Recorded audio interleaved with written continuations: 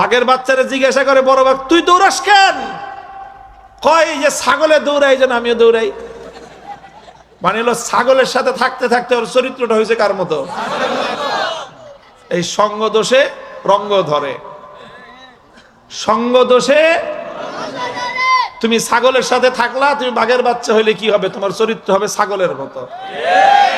কুত্তার বাচ্চার সাথে থাকলে ছাগলের বাচ্চা হইলে কি হবে? ওটা হবে কুত্তার বাচ্চার চরিত্র। বাঘের বাচ্চা কুত্তার বাচ্চা থাকলে, সাথে থাকলে ওটার চরিত্র হয় কুত্তার বাচ্চার মতো। বাঘের বাচ্চা ছাগলের সাথে থাকতে থাকতে ওর চরিত্র স্বভাব সব কিছু হয়ে গেছে ছাগলের মতো।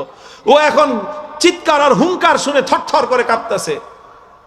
বাঘের বাচ্চা কয় যে তুই কাঁপস কেন, তুই দৌড়াস কেন? কয় ওর যে আওয়াজ তুমি করছো, এই আওয়াজ শুনে না বুক কাঁপতেছে, আমার তো শ্বাস বন্ধ হয়ে আসতেছে, এত জোরে আবার আওয়াজ করে।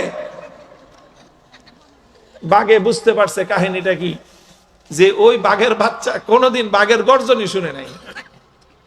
ও ধরে ফেলছে ঘটনাটা কোথায়, কেন এই বাঘের বাচ্চারে নিয়ে ছাগলের তামাশা করতে পারে, কারণটা কি?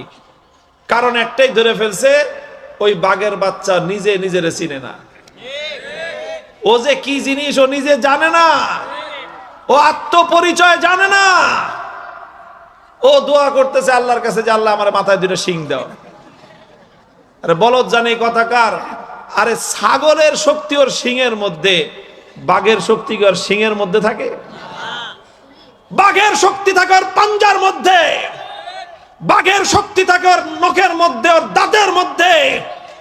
বাঘ যদি খাবলা মেরে কাউরে ধরছে, কামড় দিতে হবে না, খালি দুই হাত দিয়ে পাঞ্জা মেরে ধরলে বাঘের পাঞ্জা থেকে মুক্তি পাওয়া, বাঘের পাঞ্জা থেকে ছাড়া পাওয়া কঠিন আছে।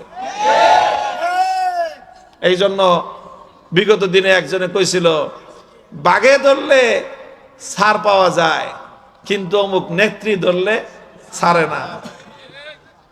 পরে বাংলাদেশের মানুষ নেত্রীরে দেখায় দিছে যে নেত্রী ধরলেও ছাড়া পাওয়া যায়, বাঙালি যেদিন ধরে সেদিন তোমার দুপুরের খানা খাওয়ার সময় হয় না। কথা বলেন ঠিক কিনা? তো বাঘটা বুঝছে যে এই বাঘের বাচ্চার আসলে সমস্যা কোথায়। ও নিজের চিনে না, নিজের আত্মপরিচয় জানে না। ও আল্লাহর কাছে দোয়া করতেছে, আল্লাহ তুমি আমার দুইটা শিং দাও, তাহলে আমি শিং দিয়ে ছাগলেরটাকে গুতাগুতি করুম। বলদ জানে কথাকার, ও জানে না যে বাঘের শক্তি তো শিংয়ের মধ্যে না, বাঘের শক্তি অন্য কোথাও। সব শক্তি ওর মধ্যে আছে, কিন্তু শক্তি ব্যবহার করার কৌশল ওর জানা নাই। এই জন্য আর কিছু করতে হবে না, ওরে ভিন্ন কোনো ট্রেনিং দেওয়ার দরকার নাই। একটা জিনিস শুধু ওর প্রয়োজন, সেটা হলো ওর আত্মপরিচয় ওকে জানা দেওয়া দরকার। ওরে ধরে নিয়ে গেছে একটা পুকুরের ঘাটলায়। পুকুরের ঘাটলায় নিয়ে যায় বড় ভাই কয়, যা পুকুরের থেকে পানি খেয়ে আয়। এখন তো পুকুরের পানিতে নামে না, থাকছে সারা জীবন কি এর সাথে? ওর চরিত্র হচ্ছে ছাগলের মতো। ছাগল তো সহজে পুকুরের ঘাটলায় নামে না, গলায় রশি বাইন্দা টানবেন, ওর গলা ছিঁড়ে যাবো গিয়া, কিন্তু ছাগল নামে না পুকুরের পানিতে। ওর হইছে এই চরিত্র। কিন্তু বাঘের আজকে পেদানি খেয়ে নামছে, কোন রকম ভয়ে ভয়ে পুকুরের ঘাটলায় পানি খাইতে নামছে। পুকুরের ঘাটলায় যখনই পানি খাইতে নামছে, পুকুরের পানির মধ্যে মুখ দিছে, দেখেই তো আটকে উঠছে, ভয় পেয়ে গেছে। বাপরে, ভয়ঙ্কর একটা প্রাণী দেখা যায় পানির মধ্যে। পরে ভালো করে দেখে যে ও মুখটা কাছে নিলে পানির মুখটা কাছে আসে, ও দূরে নিলে পানির মুখটা দূরে চলে যায়। পরে অনেক খুঁজছে, আরে এটা আমারই চেহারা, এটা আমার চেহারার মতো দেখা যায়। ভালো করে তাকে দেখি, ওরে বাপরে বাপ, আমি তো ভয়ঙ্কর জিনিস। ও নিজেকে পুকুরের স্বচ্ছ টলটলে পানির মধ্যে নিজের চেহারা দেখার পরে ওর ভাবসাব বদলে গেছে। পানি পুনি খায় এখন যখন বুক ফুলে আইতেছে, আর ডরায় না। বড় বাঘটা বুঝতে পারছে যে কাম হয়ে গেছে। ওরে জিগা কিছু দেখছস? হ্যাঁ ওস্তাদ দেখছি। এখন সাহস নিয়ে কথা কয়, কি দেখছস? ওস্তাদ নিজের চেহারাটা দেখলাম। কি দেখলি? তোর চেহারা ছাগলের মতো। না ওস্তাদ, আমার চেহারা তো ছাগলের মতো না, আমার চেহারা বস্তমার মতো। বস্তমার মতো আমার চেহারা। এবার বড় বাঘে কইছে, হ্যাঁ এবার লাইনে আইছস তুই, দেখ তোর চেহারা আমার মতো, অর্থাৎ আমি আর তুই আমরা হলাম স্বজাতি, এক জাতি। আমরা ছাগলের জাত না, আমরা হলাম বাঘের জাত।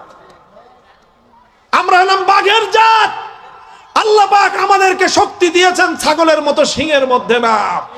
আমাদের শক্তি হলো আমাদের পাঞ্জার মধ্যে, আমাদের শক্তি হলো আমাদের নখের মধ্যে, দাঁতের মধ্যে। আমাদের বীর বিক্রম, আমাদের বীরত্ব হলো আমাদের গর্জনের মধ্যে। আমরা একটা বাঘ যখন কোথাও দাঁড়িয়ে একটা গর্জন দেই, तमाम পৃথিবীর সমস্ত ছাগলের বাচ্চা আমাদের সামনে দাঁড়াবার সাহস পায় না।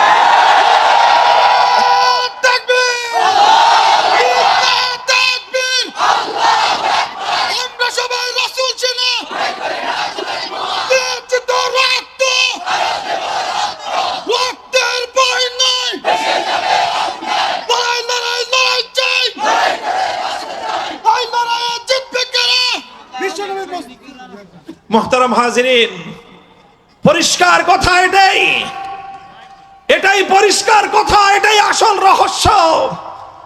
বাঘের বাচ্চা যতদিন নিজের আত্মপরিচয় না জেনেছে, যতদিন নিজের শক্তির সন্ধান সে না পেয়েছে, সে আল্লাহর কাছে দোয়া করছে, আল্লাহ তুমি আমার ছাগলের মতো দুইটা শিং দাও। অথচ এই বাঘ জানে না যে হাজার শিংওয়ালা ছাগল একটা বাঘের সামনে কোনো শক্তি নাই। হাজার লক্ষ ছাগল মিলেও একটা বাঘের গর্জনের সামনে মাঠে দাঁড়াবার হিম্মত তাদের নাই। হে মুসলমান ইমানদার, আল্লাহর কসম খেয়ে বলি, আল্লাহর কোরআনের মধ্যে আল্লাহ পাক ইমানদারদের জন্য যেই শক্তির সন্ধান দিয়েছেন, আজ মুসলমানেরা, ইমানদারেরা সেই শক্তির কথা ভুলে গিয়ে দুনিয়ার কাফের মুশরিক বেঈমান ছাগলের জাতের শিংয়ের গুতা খেয়ে কান্নাকাটি করে আর দোয়া করে যে আল্লাহ এই ইহুদি খ্রিস্টান বেঈমান বেদিন এই ছাগলের দলের মতো আমাদের বাঘের মাথায় তুমি শিং গজাও। তো বলেন, বাঘ সারা জীবন কিয়ামত পর্যন্ত দোয়া করলে বাঘের মাথায় ছাগলের মতো শিং হবে?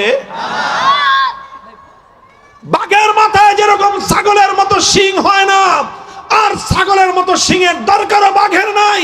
আল্লাহ পাক বাঘকে যেই শক্তি দিয়ে সৃষ্টি করেছেন, বাঘ যদি সেই শক্তি নিয়ে একবার মাঠে দাঁড়িয়ে যায়, ছাগলের দল মাঠে দাঁড়াবার কোশ্চিন কালেও হিম্মত এবং সাহস পাবে না।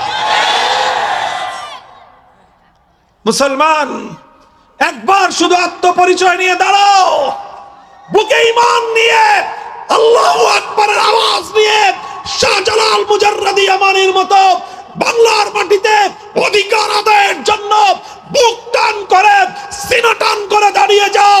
গৌর গোবিন্দের প্রেতাত্মারা বাংলার মাটিতে মাথা উঁচু করে দাঁড়াবার সাহস পাবে না।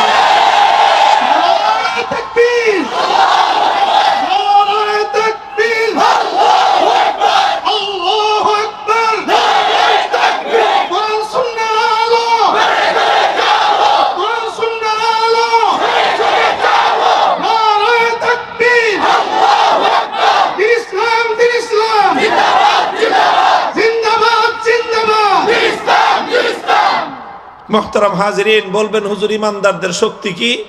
আল্লাহ কোরআনের আয়াতের মধ্যে বলেছেন তোমাদের শক্তি হলো দুইটা, ইস্তাঈনু বিস-সাবরি ওয়াস-সালাহ।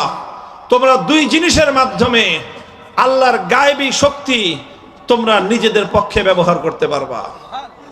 কার শক্তি বলেন? কার শক্তি? আল্লাহর গায়েবী শক্তি যদি কারো পক্ষে থাকে, দুনিয়ার কোন শক্তি তার সামনে টিকতে পারে? বলেন, টিকতে পারে? আল্লাহর গায়েবী শক্তি ইমানদার নিজের পক্ষে টেনে আনতে পারে, জমিনের মধ্যে টেনে আনতে পারে দুইটা জিনিসের মাধ্যমে। একটার কথা আল্লাহর কোরআন বলেছে আস-সাবর, আরেকটার কথা আল্লাহর কোরআন বলেছে আস-সালাহ।